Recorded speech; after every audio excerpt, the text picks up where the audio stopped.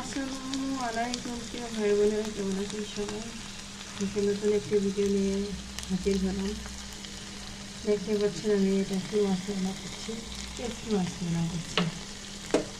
পেঁয়াজ দিয়ে, টমেটো দিয়ে, মশলা কাঁচামরিচ দিয়ে, ধনে পাতা দিয়ে হাতে মাখিয়ে সাজিয়ে হাতে মাখানো কেঁচকি মাছের চচ্চড়ি দেখতে পাচ্ছেন হয়ে গেছে পুরা পুরা পুরোপুরি।